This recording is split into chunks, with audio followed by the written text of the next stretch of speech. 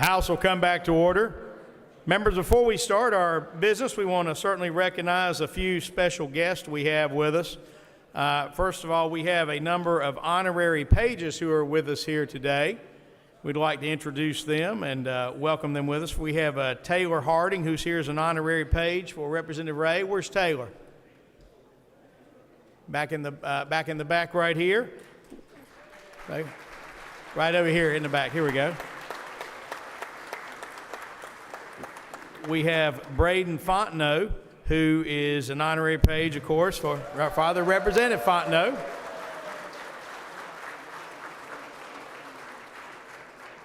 And we have Carlene Jordan, who is an honorary page for her granddad, Representative Arp. So where'd she go, Representative Arp? She's outside with Mrs. Arp right now. So there we go. And on motion of the gentleman from Rockingham, Representative Purtle, the chair is honored to extend the courtesies of the gallery to the Rockingham delegation here today, the Eden Police Chief Clint Simpson, Mayor Neville Hall, Rockingham County Register of Deeds Ben Curtis, Councilman Greg Light, and Brad Osborne, who's a local resident. Would y'all please stand so we could welcome y'all as well up here on the left. Thanks for being with us.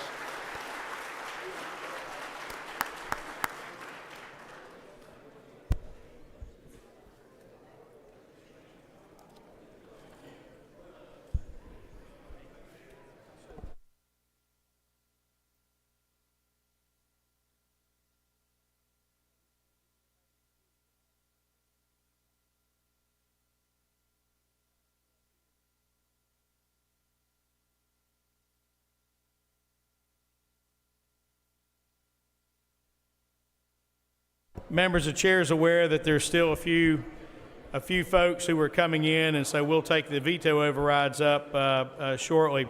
But let's go ahead and move on the calendar to House Bill 190. The clerk will read.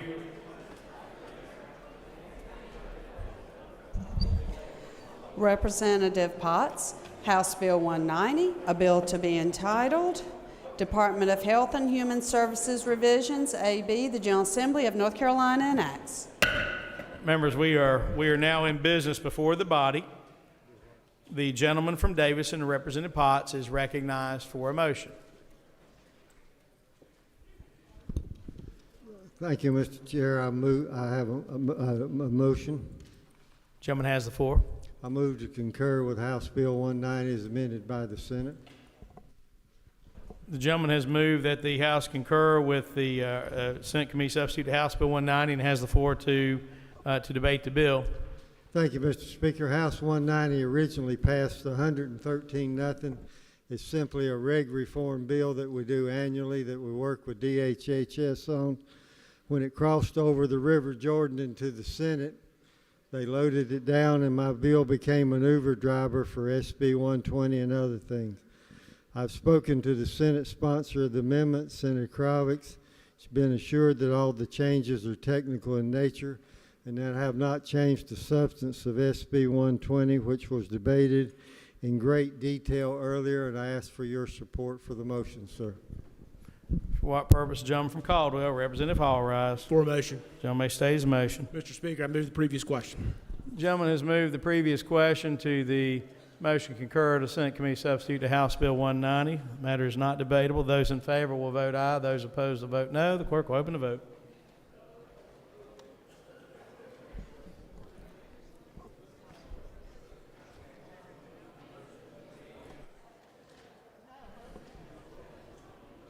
Representative Quick wish to vote. Representative Robertson wish to vote. Clerk will opt machine record the vote. 74 having voted in the affirmative, 45 in the negative. Previous question having been adopted. Brings the matter before the body for a vote this time. The question for the House is the adoption of the motion to concur with the Senate Committee Substitute to House Bill 190. Those in favor will vote aye. Those opposed will vote no. The clerk will open the vote.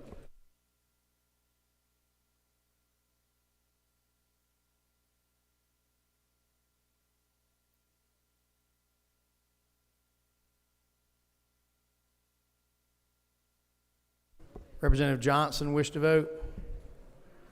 Clerk will lock the machine and record the vote. 115 having voted in the affirmative and 4 in the negative.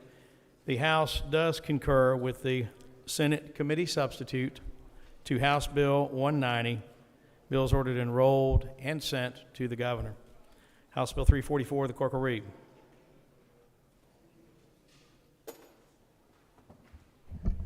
Representatives Willis, Clements, Lambeth, and Jeffers. House Bill 344, a bill to be entitled Mental Health License for Practice Studies, the General Assembly of North Carolina enacts. And the prior bill needs to be sent by special messenger. Gentleman from Union, Representative Willis, recognized for a motion. Thank you, Mr. Speaker. The changes from the Senate are... Does the gentleman wish to move to concur? I'm sorry, yes, sir. Move The to concur. gentleman has moved that the House concur with the bill, and the gentleman has the floor to debate the motion. The Senate actually, for once, didn't do too much damage to the bill. It's mainly technical with some changes to require some data and reporting on this and to study further for DHSR. I ask you to concur with the bill. Thank you.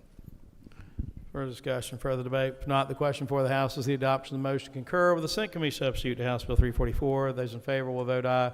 Those opposed will vote no. The clerk will open the vote.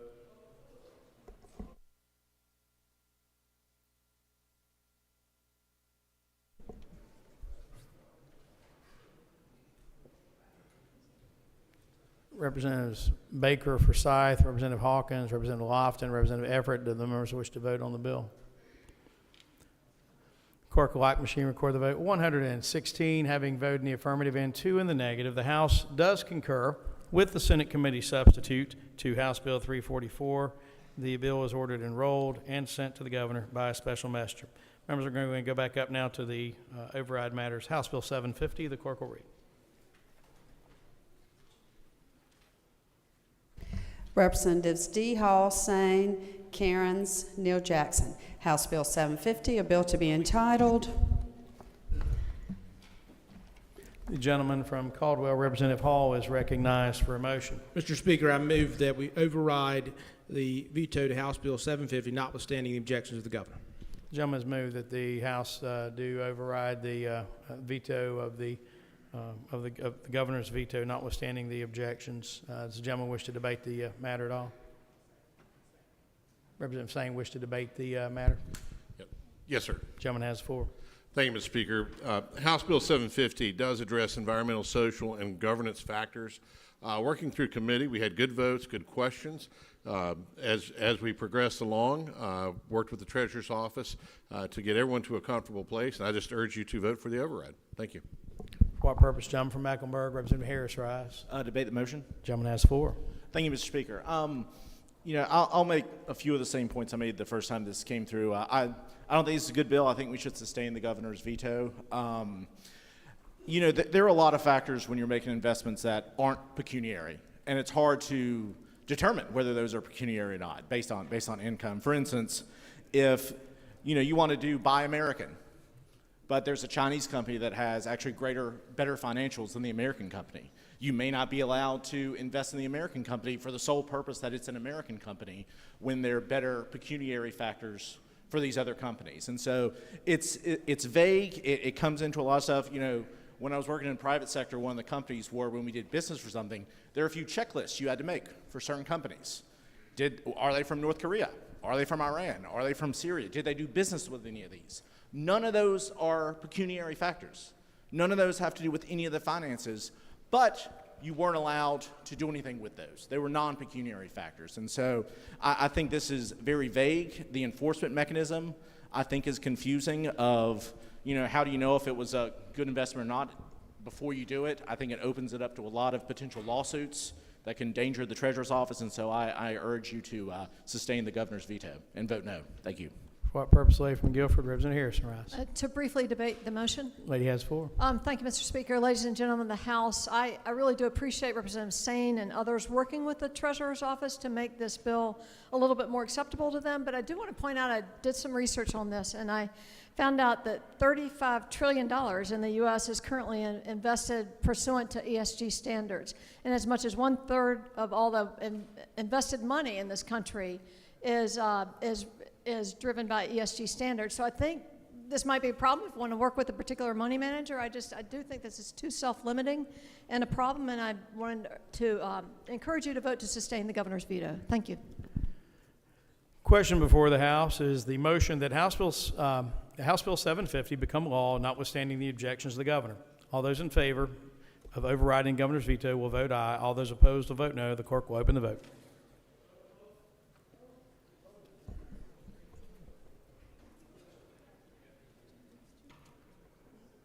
Representative Jeffers wish to record.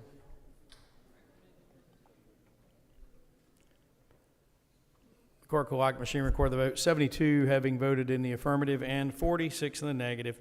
Having passed by the requisite 3/5 vote, the House has overridden the governor's veto, and the bill is sent to the Senate by a special message. Senate Bill 299, clerk will read. Senators Barnes, Johnson, Senate Bill 299, a bill to be entitled, an act to increase compliance by counties and municipalities that fail to timely submit an annual audit report. The General Assembly of North Carolina enacts. The gentleman from Caldwell, Representative Hall, is recognized for a motion. Mr. Speaker, I move the House do override the veto to Senate Bill 299, notwithstanding the objections of the governor. The gentleman has moved that the House to override the veto of Senate Bill 299. Is there discussion or debate?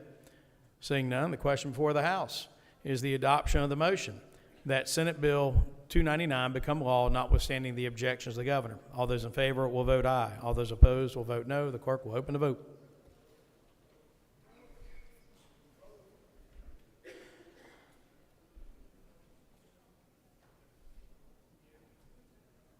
Representative Ager wish to vote. Clerk will lock the machine and record the vote. 75 having voted in the affirmative and 44 in the negative. The motion carries. Having passed by the requisite 3/5 vote, the House has overridden the governor's veto and the bill becomes law. Notwithstanding the governor's objections, the Senate is notified by a special message. Senate Bill 329, the clerk will read. Senators Perry, Britt, Senate Bill 329, a bill to be entitled, an act to amend the Retail Installment Sales Act. The General Assembly of North Carolina enacts. Gentleman from Caldwell, Representative Hall, recognized for a motion. Mr. Speaker, I move that the House do pass Senate Bill 329, notwithstanding the objections of the governor. The gentleman from Caldwell, Representative Hall, has moved that the House do pass Senate Bill 329, notwithstanding the objections of the governor. For what purpose does the lady from Wake, Representative Lou Rice? Thank you, Speaker. Please recognize to debate the measure. Yeah. Our economy is crawling out of the pandemic, but so many working families are still feeling the impact, struggling to make ends meet and put food on the table. And it's time for us to reduce the costs for consumers and working families. It is certainly not the time to increase the financial charges and the burden for our families. So I urge you to vote no on the veto override. Further discussion, debate? If not, the question for the House is the adoption of the motion that Senate Bill 329 become law, notwithstanding the objections of the governor. All those in favor of overriding the veto will vote aye. All those opposed will vote no. The clerk will open the vote.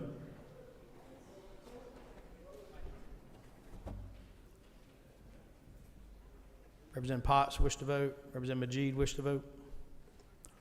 Clerk will lock machine, record the vote. 76 having voted in the affirmative and 43 in the negative. Having passed by the requisite 3/5 vote, the House has overridden the governor's veto and the bill becomes law, notwithstanding the governor's objections. Senate Bill 331, clerk will read. Senators Perry, Britt, Senate Bill 331, a bill to be entitled, an act to amend the North Carolina Consumer Finance Act. The General Assembly of North Carolina enacts. Gentleman from Caldwell, Representative Hall, recognized for a motion. Mr. Speaker, I move the House do override the veto to Senate Bill 331, notwithstanding the objections of the governor. Representative Hall has moved that the House do override the veto of Senate Bill 331. The gentleman from Wake, Representative Longest, is recognized to debate the measure. Thank you, Mr. Speaker. Ladies and gentlemen, I ask that you vote against overriding the governor's veto.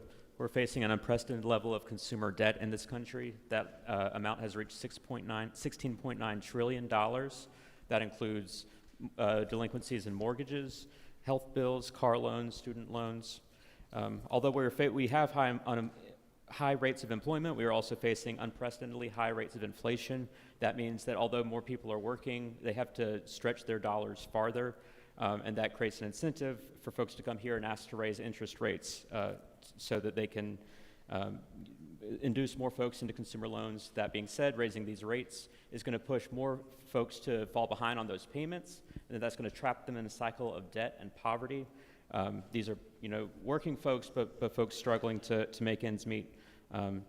And this motion will also put us out of step with other southeastern states, including Tennessee, which currently has a 30% interest rate like us on consumer loans. So I ask that you vote against overriding the veto. The question before the House was the motion that Senate Bill 331 become law, notwithstanding the objections of the governor. All those in favor will vote aye. All those opposed will vote no. The clerk will open the vote.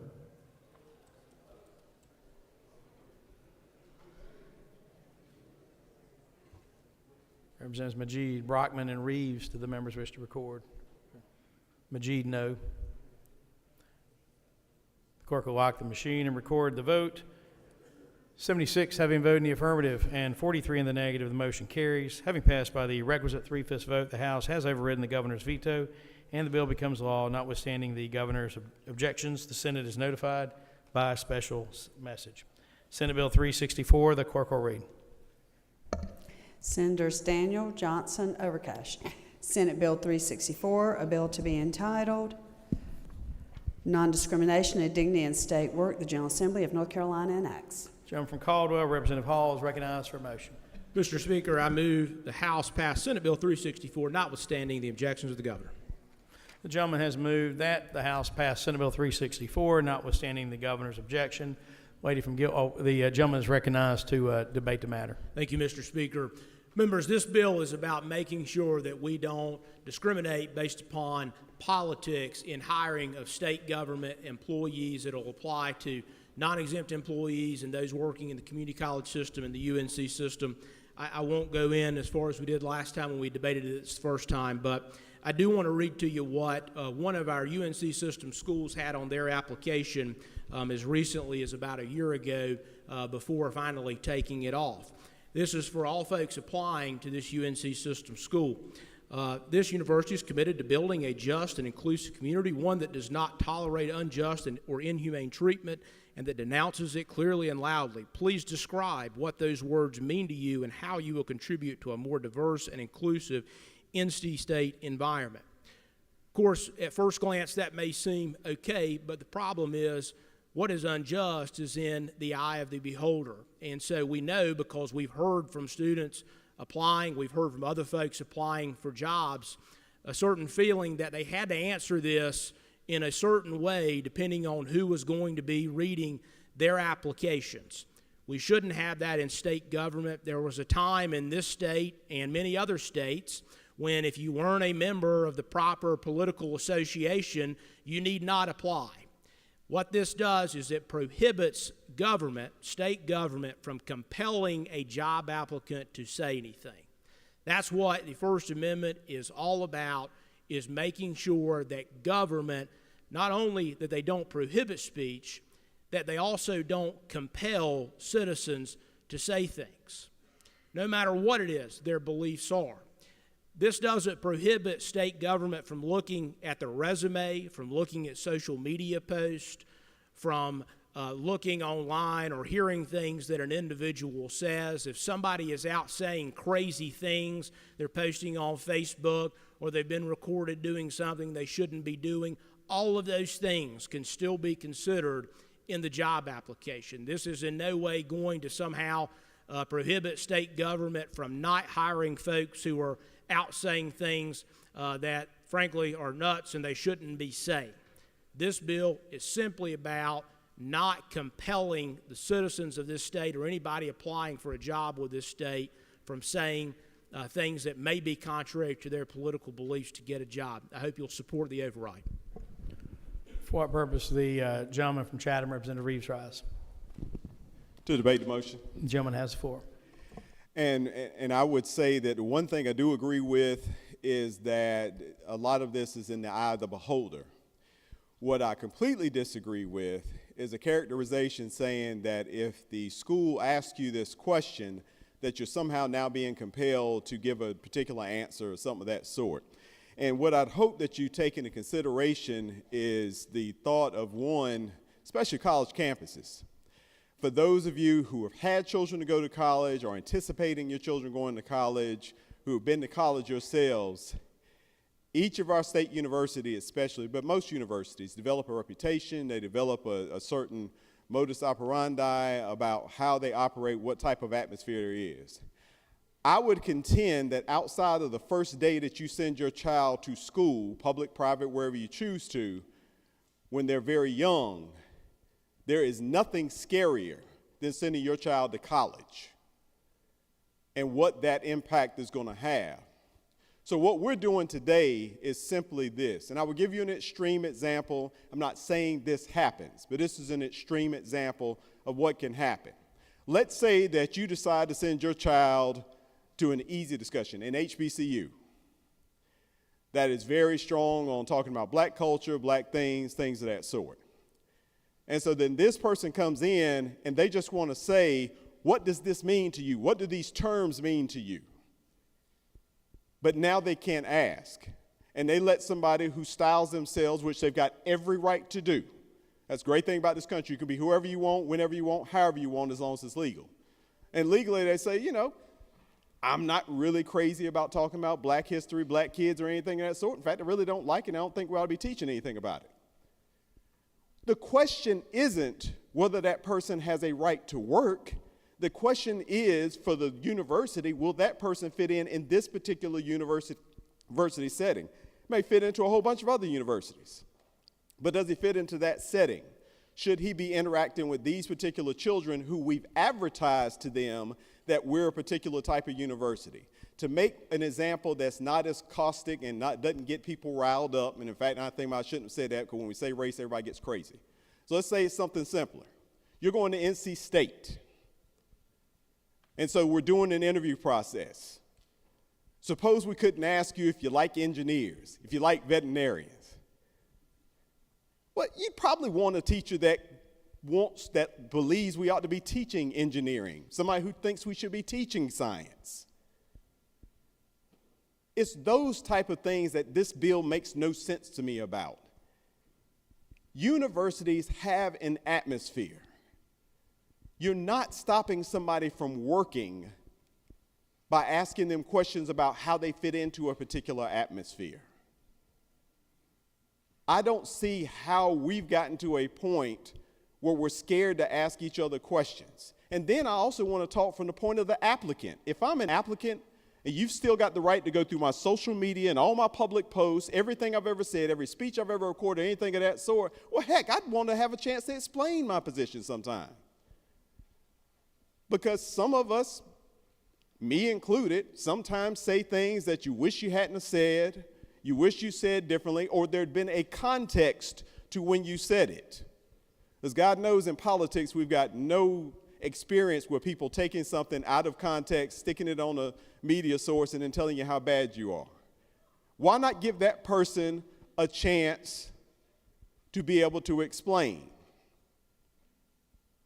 But now we're saying, no, we don't even want to get to that point.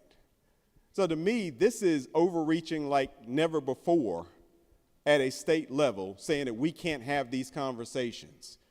You've got a right to be the person that you want to be. The people who are talking about paying you money have a right to say, I'm not sure that you're the best fit here. We do that in private business every day. I'm an attorney. We hire lawyers. I've had some brilliant lawyers apply to be at our firm, and I'm just like, I don't know that they fit. They don't fit the culture of the firm. They don't fit the way we do business. They don't fit the way that we think of law. There's nothing wrong with that. That doesn't make you anything. That doesn't make you biased or prejudiced against the person. You're saying they don't fit in this particular circumstance. So all I would ask is that we not pass this bill so that now you've got universities hiring people, in my mind, blind. Because now there's a whole section of questions that they have for you that they can't ask. And again, I'm giving you my understanding of the bill. If that is not what this bill does, that is fine. But that is the way this bill reads, looks, sounds, and appears. And I just think that's going a bit overboard. We can't control everything that everybody feels, thinks, wants, desires. But I also don't think that we should be telling state schools, state agencies, that you've got to work with people who you already know walking in the door you're not going to get along with. you're not going to be able to fit in with for whatever reason to make it an even more disruptive work environment, because it's hard enough these days with education than having to be put under these type of restrictions, in my opinion. So I'd please ask that you not support this bill. For what purpose does the gentleman from Mecklenburg, Representative Lofton, rise? To debate the bill. Gentleman has the floor. Thank you, Mr. Speaker. Frankly, I was a little taken aback by the example that was just read on the floor from NC State. As a parent of two young boys who, in just a couple of years, will be going off to our schools, hopefully our university systems, I honestly cannot believe that we would pass a bill that would make it illegal for universities to ask their employees whether they believe in creating an inclusive and welcoming environment. As a parent of two boys who hopefully will attend our schools, I'm a little appalled that we would sit and actually vote for a bill to make it illegal for the university to find out if the people that I'm supposed to trust with my children actually believe in inclusiveness and creating a welcoming environment for them. So I ask that we please vote no on this measure. Thank you. Members, the chair would ask if we've got some members who are having to leave, and we've tried to coordinate this override. Any folks speaking would just limit their comments, please, to 3 minutes or less. And we won't be able to let everybody speak that wants to. Gentleman from Guilford, Representative Quick, recognized to debate the matter. Thank you, Mr. Speaker. I actually want to ask the Rules Chair a question before I have a brief debate. Representative Halls, gentleman yield? I yield. He yields. Mr. Rules Chair, in the example you gave, you said that it was posted a year and a half ago and it was taken down. Is that correct? I think that timeline is correct, roughly, yes. Do you know why it was taken down? As I understand it, they realized the error of their ways in putting that on the application. But you don't know that for sure. I haven't spoken to the people directly, but as I understand it was reported on that they realized that was not something appropriate for an application, but I've not spoken to the folks directly who drafted it, no.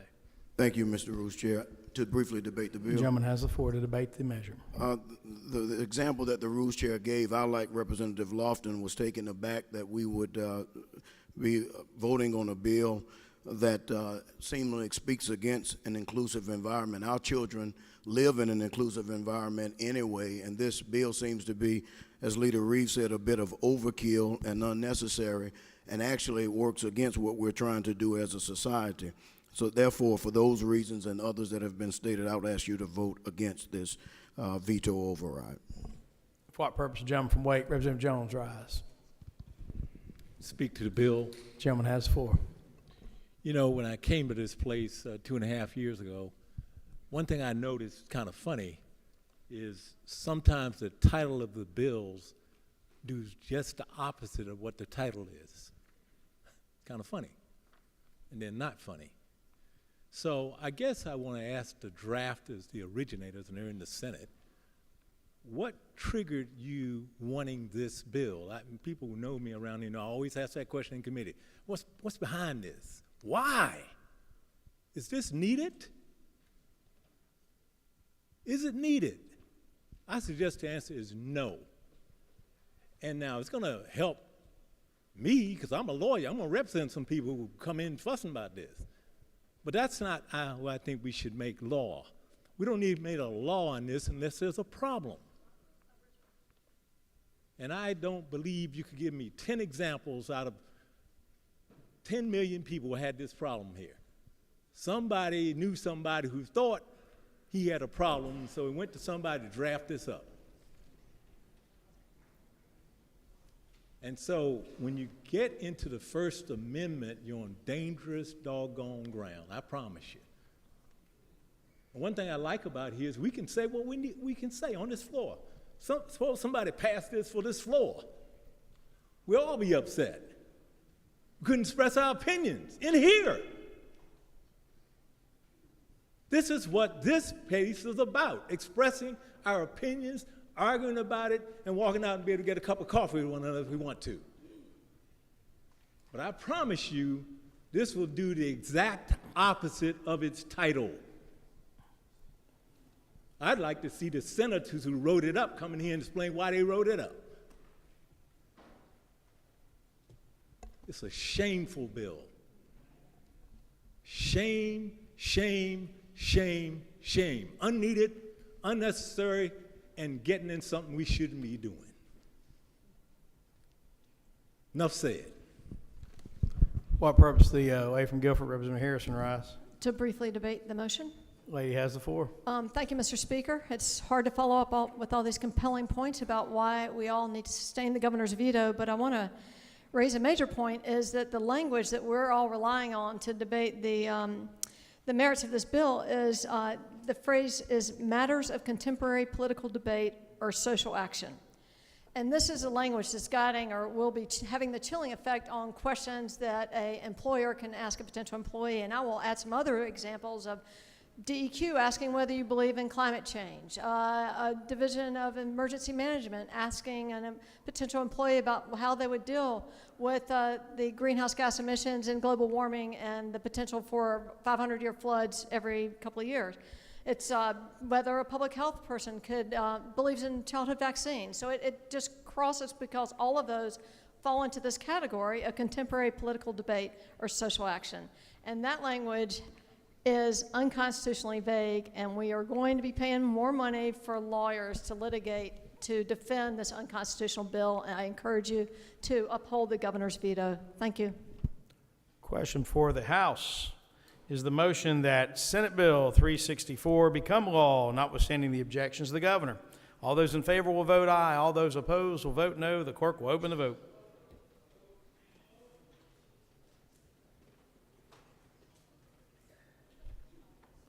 Representative Johnson wish to vote? Clerk will lock the machine and record the votes. 72 having voted in the affirmative and 47 in the negative. Having passed by the requisite 3/5 vote, the House has overridden the governor's veto and the bill becomes law, notwithstanding the governor's objections. The Senate is notified by a special message. Senate Bill 582, the clerk will read. Senators Jackson, B. Newton, Sanderson. Senate Bill 582, a bill to be entitled, an act to make various changes to the agricultural and wastewater laws of this state, the General Assembly of North Carolina enacts. Gentleman from Caldwell, Representative Hall, recognized for a motion. Mr. Speaker, I move the House pass Senate Bill 582, North Carolina Farm Act of 2023, notwithstanding the objections of the governor.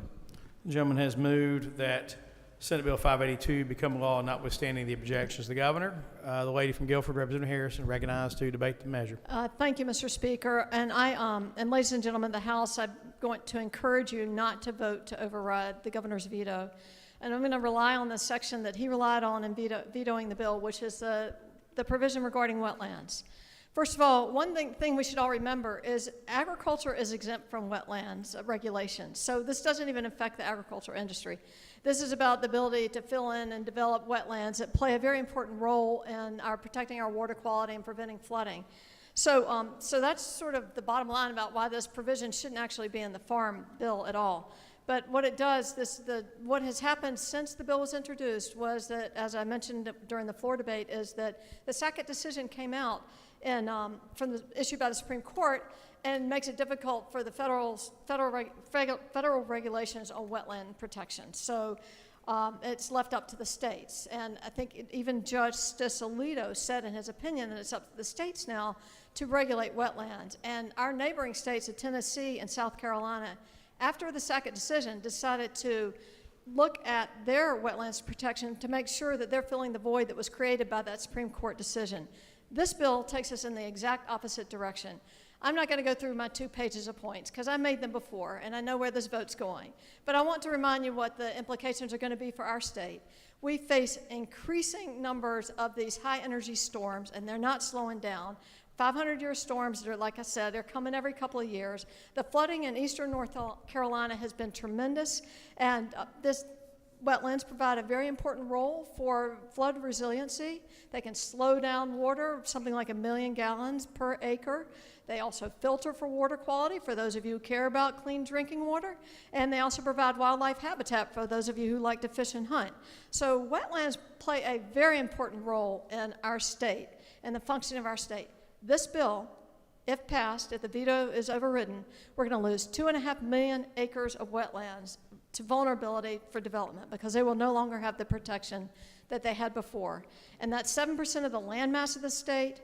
A significant portion of that, 800,000, are actually in the Cape Fear River Basin, Cape Fear and the Neuse River basins alone. We are looking at a significant impact, and I just implore you to think about the future of this state and your children and your grandchildren and the legacy you're leaving them, because this is probably the most destructive environmental bill this chamber has voted on since I was elected in 2004. I encourage you to sustain the governor's veto. Thank you. What purpose lay from you hand over? Representative Butler, rise. To debate the bill. Lady has the floor. Just very quickly, I wanted to talk briefly about how schizophrenic we can be in here sometimes. Water quality is a real issue in this state. We all know it. We have spent hundreds of millions of dollars developing a collaboratory of our intellectual professionals along with DEQ to try to clean our water. We've learned about reverse osmosis. We've learned about carbon filtration. We have done all of these things to try to protect our natural resources. We've even gone so far as to try to develop this oyster trail, which I hope you're all very excited about. We've entered into these leases. We've tried to site them well in places so that oysters, a natural filtration system, can try to clean our water with us. And our wetlands, as I said last time, are magic. They do that work by themselves if they are just left alone. So I think we need to get on the same page. Do we value clean water? Do we use the natural approach where possible, the approach that doesn't cost us any money? And then do we continue to spend hundreds of millions of dollars to clean it after the fact? We've all got to row this boat together. And this approach that we use feels so schizophrenic. On the one hand, we do great work, and on the other hand, we shoot our own foot off.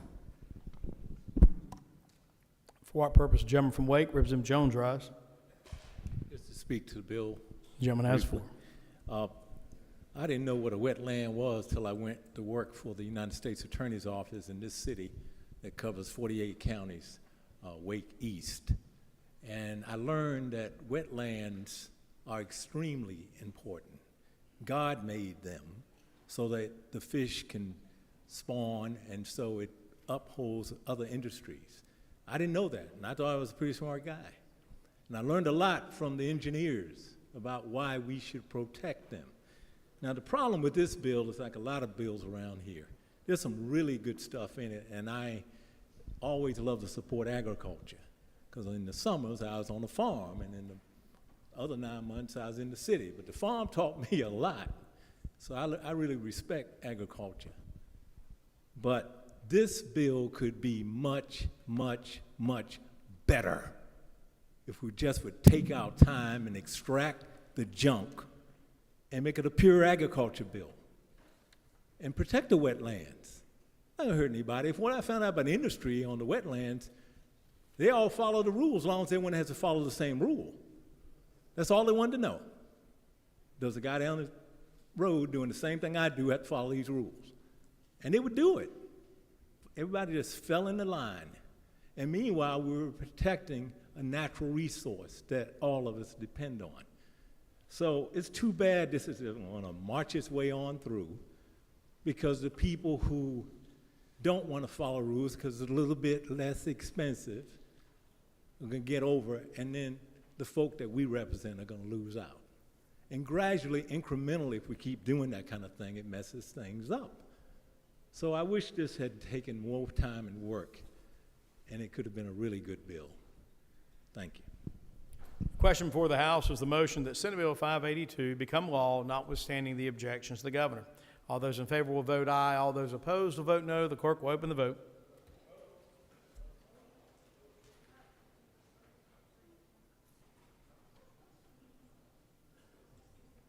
Representative Jeffers on the floor. Clerk will lock the machine and record the vote. 78 having voted in the affirmative and 40 in the negative. The motion carries. Having passed by the requisite 3/5 vote, the House has overridden the governor's veto, and the bill becomes law, notwithstanding the governor's objections. The Senate is notified by special message. House Bill 605. The clerk will read.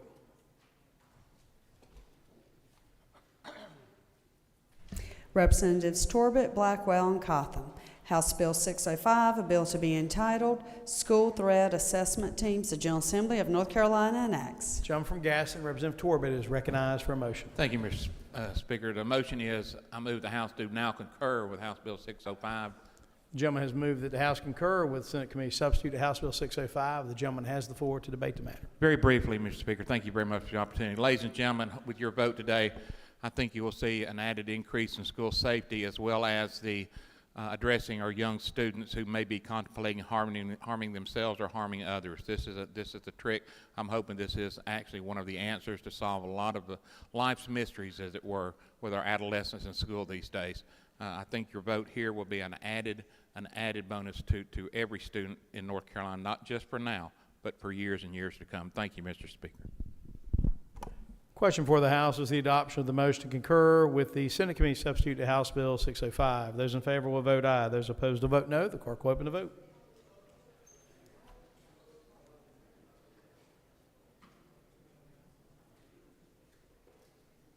Representative Tyson wished to vote. Representative Cervania wished to vote. Clerk will lock the machine, record the vote. 115 having voted in the affirmative and 4 in the negative. The House does concur with the Senate Committee Substitute to House Bill 605. The bill is ordered enrolled and sent to the governor.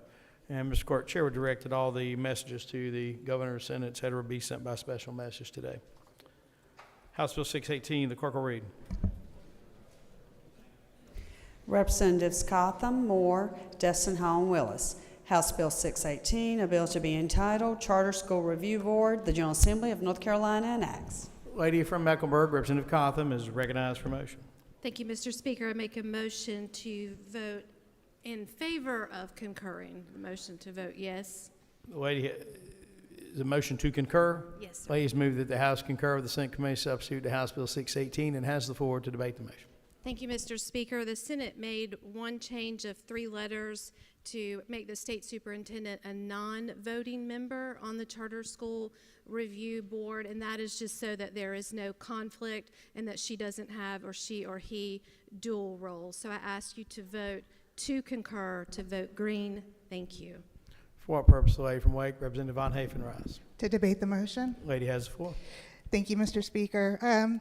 I just wanted to bring up some of the points that I made when this bill was first heard on the floor and remind everyone that there's definitely a constitutional conflict with this bill.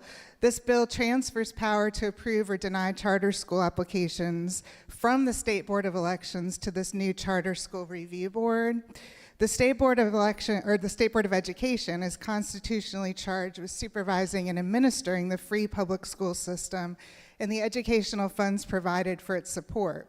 So if the board no longer has authority to approve or renew or revoke charters for charter schools, which are public schools, then it no longer has a supervisory and administrative authority over the free public school system or the state funds that are provided to charter schools for the education of our public school students.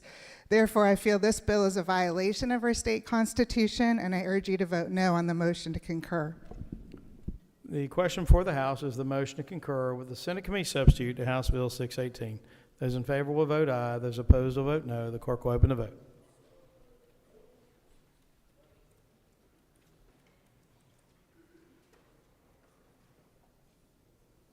Carson Smith, aye. Clerk will lock the machine and record the vote. 77 having voted in the affirmative and 42 in the negative. The House does concur with the Senate Committee Substitute to House Bill 618. The bill is ordered enrolled and sent to the governor by special messenger. House Bill 627, the clerk will read.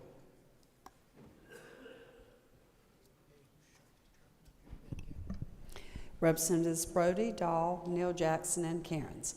House Bill 627, a bill to be entitled On-Site Wastewater Rules Implementation, the General Assembly of North Carolina enacts. Gentleman from Union, Representative Brody, recognized for a motion.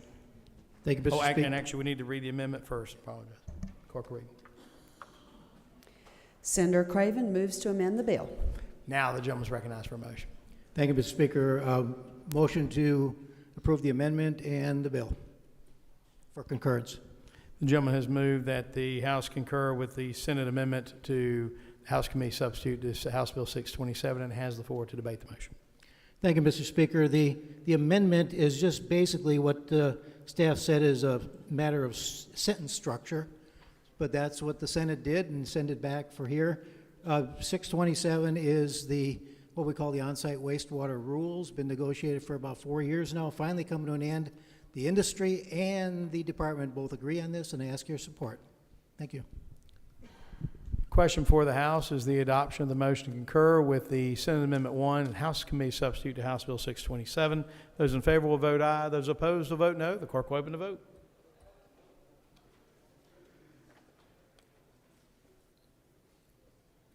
Representative Bell. Bell, aye. Representative Potts. The clerk will lock the machine and record the vote. 110 having voted in the affirmative and 9 in the negative. The House has concurred with the Senate Amendment 1 and the House Committee substitute to House Bill 627. Bill is ordered, enrolled, and sent to the governor by a special messenger. House Bill 438. Clerk will read. Representative Winslow, House Bill 438, a bill to be entitled Franklin Granville Recognized Common Boundary, the General Assembly of North Carolina enacts. The gentleman from Franklin, Representative Winslow, is recognized to debate the bill. Yes, sir. Thank you. This body has seen this bill once before. We sent it back to rules for some changes, came back, just basically recognizing the Franklin Granville boundary lines. Thank you, sir. Question for the House, passage of House Bill 438 on second reading. Those in favor will vote aye. Those opposed will vote no. The clerk will open the vote.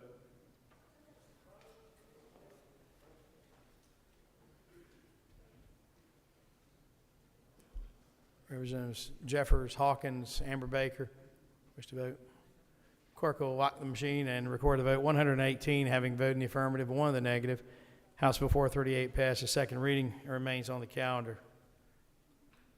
House Bill 34, Representative Belk, would the lady like to be recorded as aye?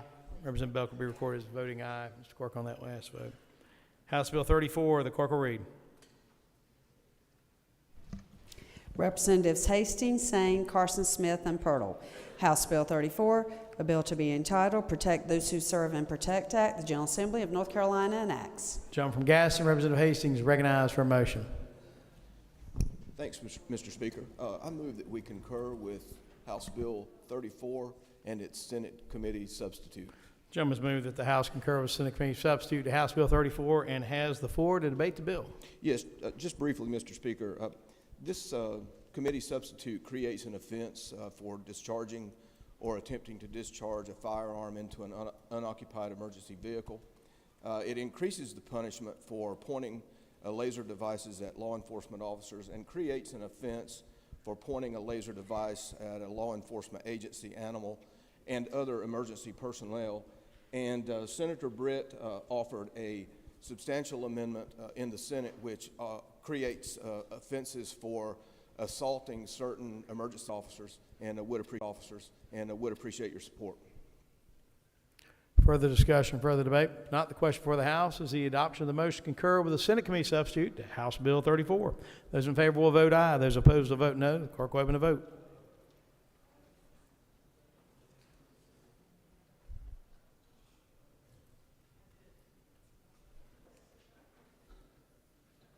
Clerk will lock machine, record the vote. 115 having voted in the affirmative and 4 in the negative. The House does concur with the Senate Committee substitute to House Bill 34. Bill is ordered, enrolled, and sent to the governor by a special messenger. House Bill 488. Clerk will read. Representatives Brody, D. Hall, Cotham, and Roddell. House Bill 488, a bill to be entitled Code Council Reorg and Various Code Amend, the General Assembly of North Carolina enacts. Gentleman from Unity, Representative Brody, is recognized for a motion. Thank you, Mr. Speaker. I'd like to make a motion to concur with the Senate version of 488. The gentleman has moved that the House concur with the Senate Committee substitute to House Bill 488 and has the floor to debate the matter. Thank you, Mr. Speaker and members. The bill went to the Senate and they made 3 changes, and I think they're pretty good changes. Number one is it set the stage for a Senate couple members to try to solve the issue of orphan roads. And if those who don't know what orphan roads are, you have them all, and everyone has them in their district. They're basically the gravel road where people build houses on, and then after years, the road deteriorates and nobody wants to fix it. So they set the stage for that by just changing some of the language to allow that to happen. The second is, the original bill prohibited sheathing inspection. What we did was we allowed sheathing inspection in what they call 140-mile-an-hour zones, which is about 13 counties along the coast and a couple in the mountains. So now there will be a new inspection added to those counties in particular, which is called a sheathing inspection. And the last thing is that we have aligned, well, there's 4 actually, but the next one is that we have aligned the General Contractor Licensing Board limitation to match the new permit exemption of $40,000. So basically, if you're not doing anything structural, mechanical, or any of the other trades to a building, you don't have to pull a permit unless that amount exceeds $40,000. Caused a little confusion with the General Licensing Board, so we raised the limit for the General Licensing Board, Contractor Board, for $40,000 also. It made it the same. And then lastly, on page 9 of the bill, we have stated that the Building Code Council can adopt by January 1st, 2026, any energy code, mechanical code, or field gas code that they wish. Mr. Speaker, that's it, and I stand for any questions. For what purpose, the lady from Guilford, Representative Harrison rise. To briefly debate the motion. Lady has the floor. Thank you, Mr. Speaker. We had a good debate on this a couple weeks ago when it was on the House floor, so I don't want to bore you going into all the details of the building code, but this is a problematic bill, and a big piece of it has to do with the compliance with the energy code updates. And why this is important is because we're out of step with the rest of the country, and we're going to be losing some federal grant money that is given to the states that adopt their codes to adopt the newest energy codes. I've read a statistic that if all the states can conform to the new current codes, that we'd save more than $600 billion in disaster relief that it's costing taxpayers every year due to the storms, floods, fires. This body, in a broad bipartisan vote, supported House Bill 951, which was to reduce our carbon emissions goal. If we had stuck with the newer energy code, that we'd be more in compliance with that, and this is going to be a little bit harder to achieve that goal. We're looking at cost savings to more than $400 per household, more than $15 million statewide, if we had adopted the new energy code. So I think this is problematic legislation. I would encourage you to vote no. Thank you. Question for the House is the motion to concur with the Senate Committee substitute to House Bill 488. Those in favor will vote aye. Those opposed will vote no. The clerk will open the vote.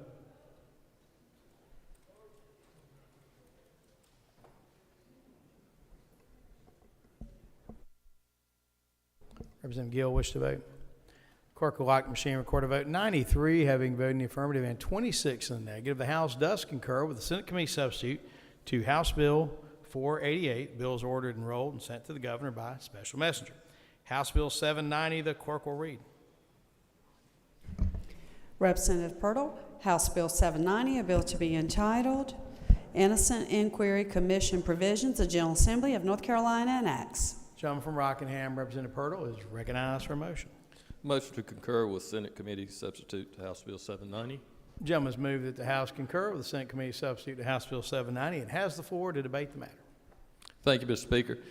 This bill is the same that this chamber overwhelmingly passed in May, except for some additional language regarding discovery and reporting requirements worked out between the North Carolina Advocate for Justice and the district attorneys and the Senate's Innocence Inquiry Commission. The Senate added language expanding recording requirements for in-custody interrogation to all felonies and in-custody informants, ensuring that these recordings are provided to the defendant in discovery. And the inquiry requires the lab to report all CODIS matches to the Office of District Attorney. The additions to this bill will make the bill even stronger, and I urge your support in voting to concur with the Senate's version. Thank you, Mr. Speaker. Further discussion, further debate? If not, the question for the House is the adoption of the motion to concur with the Senate Committee substitute to House Bill 790. Those in favor will vote aye. Those opposed will vote no. Clerk will open the vote.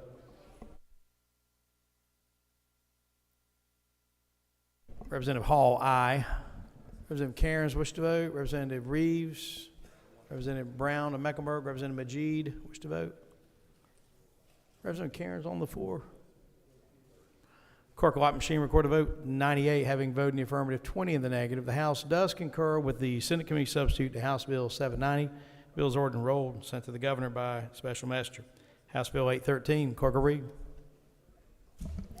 Representatives Bradford, D. Hall, and A. Jones. House Bill 813, a bill to be entitled the Pretrial Integrity Act, the General Assembly of North Carolina enacts. Gentleman from Mecklenburg, Representative Bradford, recognized for motion. Thank you, Mr. Speaker. I make a motion that we concur with the Senate Committee substitute for House Bill 813. Gentleman has moved that the House concur with the Senate Committee substitute to House Bill 813 and has the floor to debate the measure. Thank you, Mr. Speaker. Members of the chamber, this bill went to the Senate, and Representative Abe Jones and I worked with Senator Mohammed, who's from the Mecklenburg delegation, along with myself, and we worked together and put in an amendment, which is basically on lines 30 through 33 on the second page of the bill. It received 43 positive votes and 2 against in the Senate, and I hope you'll support the bill. Thank you. For what purpose, the lady from Durham, Representative Maury rise. Thank you, Mr. Speaker, to debate the bill. Lady has the floor. Members, I think the Senate did do a little bit of an improvement. This is the bill about giving people bail. And what this bill does, it's adding 18 offenses where someone would have to sit in jail if a judge is not available 48 hours. No bail can be given. They have to sit 48 hours, wait for a judge.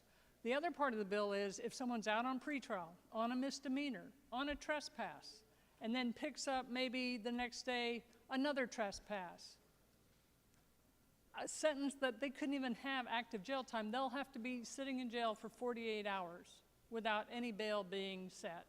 That's unconstitutional. At least we took out traffic offenses, and that's a good thing. But to have 18 felonies, someone comes in, our Constitution says you are presumed innocent.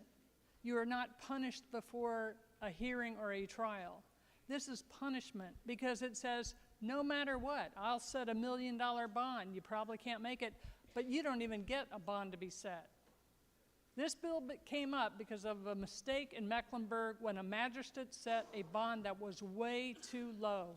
That's acknowledged. Let's train the magistrates accordingly. But do not deny people their fundamental right to bail unless it's a capital offense or it's a domestic violence offense for a cooling off. Please reject this bill. Thank you. For what purpose, gentleman from Wake, Representative Jones rise. Speak to the bill. Gentleman has the floor. I just want to explain to the body why I'm supporting this bill. Now, I spend much of my time outside this chamber defending defendants. A lot of them young black men, a lot of them teenage black boys. So I have a heart for it. But this is what I do know too. I know when you deal with a young person, you have to give them incentives. Incentives to do right and disincentives to do wrong. I have some guys on, I tell clients this when I get them, I tell them 3 things. A, I say, pay me. 2, I say, don't do anything new while I got your case. Okay? Don't do anything new while I got your case. I'm trying to help you. If you keep digging a hole, you hurting my job. I'm a pretty good lawyer, but I can't help you if you don't stop. Just stop. And the other thing I tell them is keep your mouth shut. Stop talking. I'm a defense attorney.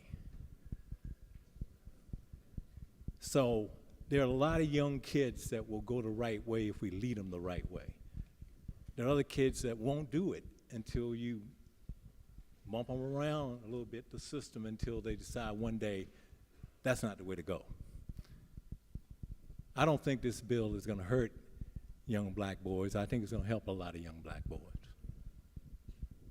I wouldn't stand in here and say that if I didn't believe it. But I do this every day, virtually. And so I'm saying that there should be incentive for our young men, young boys, soon to be young men, to do right, and disincentive to do wrong. It's that simple to me. So I'd appreciate support for the bill. Thank you. For what purpose, gentleman from Guilford, Representative Quick Rise. To debate the bill. The gentleman has the floor. Thank you, Mr. Speaker. Ladies and gentlemen, the Constitution of the United States of America has to mean something. As Representative Morey said, you are not punished before adjudication. You are not punished before you are found guilty. One of the basic premises of our country is innocent until proven guilty. The disincentive for people to not do wrong cannot be that we tear up the Constitution in their face.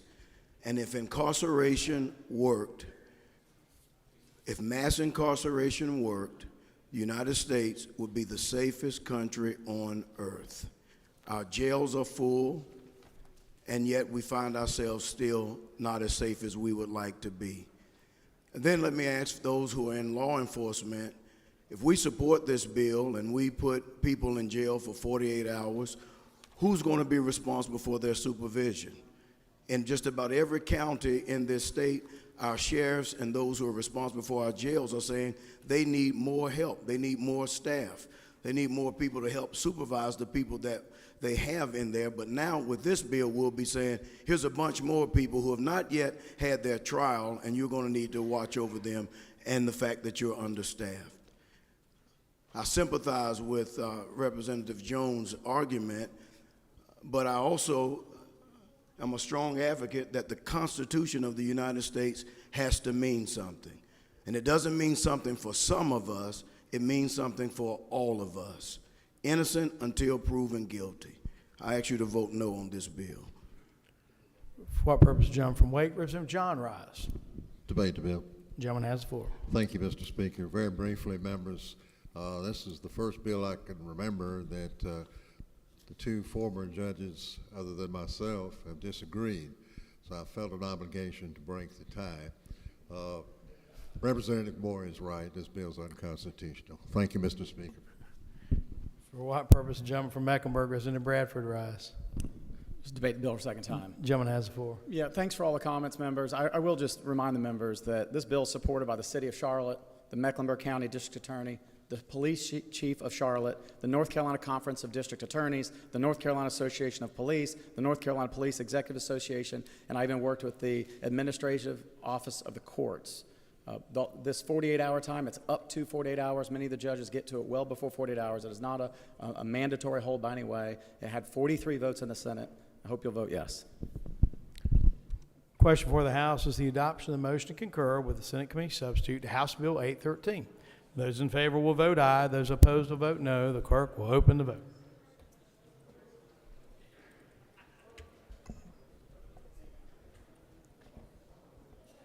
Representative Pierce wish to vote. Representative Morey wish to vote. The clerk will lock the machine and record a vote. 89 having voted in the affirmative and 30 in the negative. The House does concur with the Senate Committee substitute to House Bill 813. Bills ordered and enrolled and sent to the governor by special messenger. We'd ask our pages to come forward at this time, please. As they're making their way up, for what purpose does the lady from Mecklenburg, Representative Belk, rise? Yes, Mr. Chair, I'd like to be shown as an aye for HB 627, please. Lady I want to be a no for 627, please. The lady wish to be an aye or a no on House Bill 627? Let me try that one more time, Mr. Speaker. A no. Lady, of course, haven't voted no. For what purpose the lady from gentleman from Mecklenburg, Representative Brown, rise? Yes, Mr. Speaker, I'd like to be recorded as a yes on 790. Is that on 780 or 790? Which one? 790. Gentleman recorders haven't voted aye on House Bill 790. And for what purpose the lady from Wake, Representative Gill, rise? I would like to be recorded as a yes on House Bill 344. Could lady repeat the number, please? House 344. Lady will be recorded as having voted aye on House Bill 344. Members, we have a large group of pages here with us this week. To our pages, we want to officially welcome you. The clerk's going to call your name here and where you're from in just a second. When he does, if you'd raise your hand and step forward so that my colleagues and I will each know who you are. The clerk will introduce the pages. Thomas Bryant, Guilford County, sponsor, Speaker Moore. Madison Bryce, Wake County, sponsor, Representative Julie Von Hafen. Lillian Daughtry, Lenore County, sponsor Chris Humphrey. Andrew DeMeglio, Wake County, sponsor Representative Matthew Winslow. Lucas Storrow, Wake County, sponsor Representative Jason Sane. Bryson Freed, Franklin County, sponsor Representative Matthew Winslow. Sophia Garza, Davie County, sponsor Representative Julia C. Howard. Ava Geiser, Guilford County, sponsor Representative John Faircloth. Shep Goldstein, Buncombe County, sponsor Representative Eric Yeager. Sidney Hayes, Davie County, sponsor Representative Julia C. Howard. Paul Henning, Guilford County, sponsor Representative John Hardister. Emma Lohman, Wake County, sponsor Representative Aaron Paré. Max Lubson, Wake County, sponsor Speaker Tim Moore. Savannah Quintance, Johnson County, sponsor Representative Donna McDowell White. L. Riddle, Henderson County, sponsor Representative Jennifer Balcom. Owen Schnurr, Carteret County, sponsor Representative Celeste C. Cairns. Sophia Smart, Cleveland County, sponsor Speaker Tim Moore. Turner Stuckey, Johnson County, sponsor Representative Larry C. Strickland. To our pages, we want to welcome you with us this week. We hope you have an enjoyable week, an opportunity to learn a little bit about your government, and maybe make some friends from around the state. Please ask my colleagues to join me in welcoming our pages this week for their service.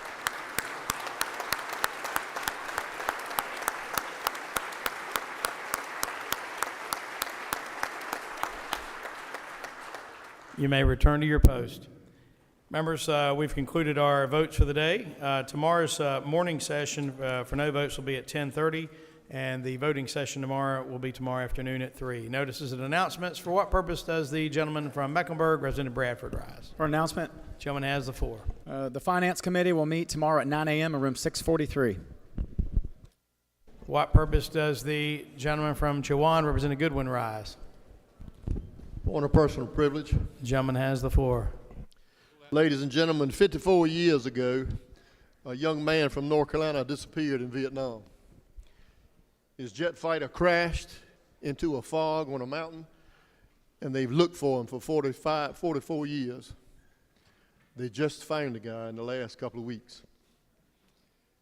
Search started on April 12, 1969, when First Lieutenant Hall was navigating a flight returning from a canceled strike mission near the Quang Nam province of South Vietnam when the aircraft ascended to heavy cloud cover. They had been looking for this man 54 years. He's not going to be buried in Washington, D.C. They're going to engrave a rose on the Vietnam-era wall for soldiers that died, but he will be buried back home in Waynesville. So I'd like to say, welcome home, young man.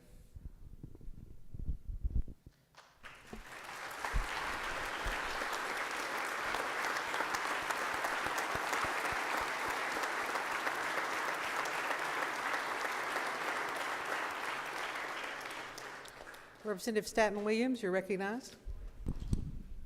Thank you. This is a point of personal privilege. You are recognized. Today, 22 years ago, I gave birth via cesarean section to my 22-year-old daughter, Colby Staten Williams, and she is in New York living her best life. And I know it's amazing that I have a 22-year-old because I'm still in my 20s. Thank you.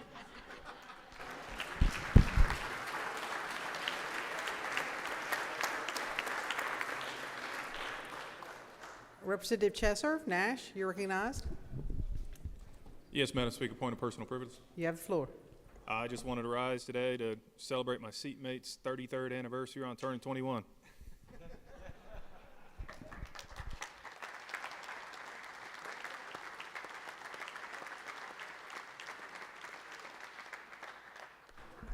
Representative McNeely, you're recognized.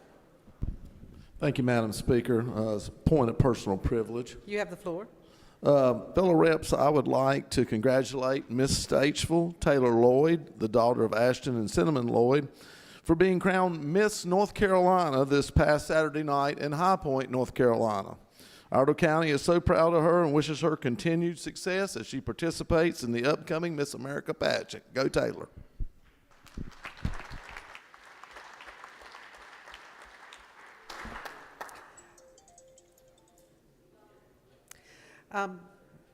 The gentleman from Lenore, Representative Humphrey, you're recognized. Thank you, Madam Speaker. Point of personal privilege. You have the floor for a point of personal privilege.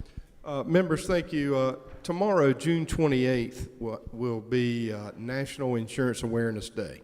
I rise to recognize that 2023 is the 125th anniversary of the founding of an independent insurance agents association in North Carolina. In October of 1898, Alexander Webb of Asheville and 33 fellow insurance agents from across the state met on the second floor of the Briggs Hardware Building in downtown Raleigh and voted to form the North Carolina Fire Underwriters Association. That organization is known today as the Independent Insurance Agents of North Carolina. Today, the Independent Insurance Agent Association has over 900 member agencies and includes 10,000 agents doing business in all 100 counties of our state. In addition to promoting the highest standards of professional conduct of its members and servicing the insurance needs of their customers, the organization has a history of active engagement in insurance and public safety related matters. The first recommendation from the newly formed agents group of 125 years ago was to encourage the state legislature to create a Department of Insurance to provide regulation necessary to assure a fair, competitive insurance marketplace that benefited North Carolina families and businesses. And among the first legislative proposals the agents organization advocated for was the adoption of uniform building codes in the state and to help avoid urban fire catastrophes like the Great Chicago Fire from occurring in North Carolina cities. So, on behalf of my fellow independent insurance agent House colleague, Representative John Bradford, I rise to commend our association on the celebration of its Questquicentennial anniversary. Thank you.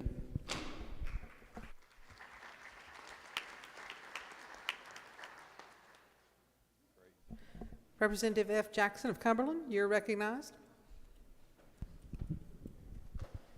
Thank you, Madam Speaker. Is it for a point of personal privilege? Yes, ma'am. You have the floor. Yes, Madam Speaker, having submitted a representative statement with the clerk, I ask that it be read in its entirety upon adjournment and spread across the journal, and would like to be recognized to speak to the statement. You're recognized to speak to the statement. At this time, I would like to congratulate Dr. Jeffrey Eisenhower and the Aaron Lakes Baptist Church on their 50th anniversary this coming weekend. Thank you.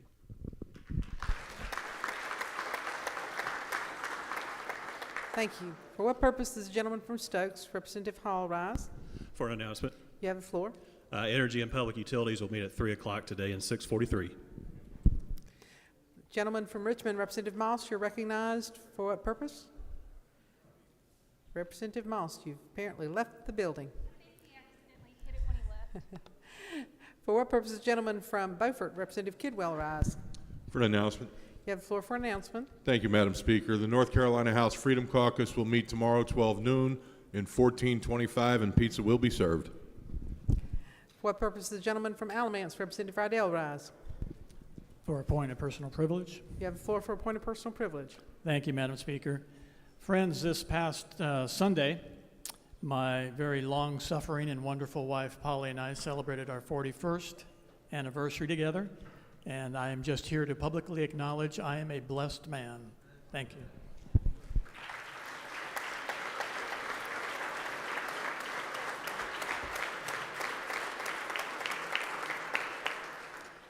Representative Jackson from Cumberland, do you desire additional recognition?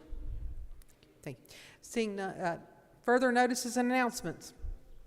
Seeing none, the gentleman from Caldwell, Representative Hall, is recognized. Madam Speaker, I move the House do now adjourn to reconvene Wednesday, June 28th at 10:30 a.m., subject to the standard stipulations set forth at Rule 15.1. The motion for the House is to adjourn to reconvene Wednesday, June 28th at 10:30 a.m., subject to the standard stipulations set forth in Rule 15.1. Those in favor will say aye.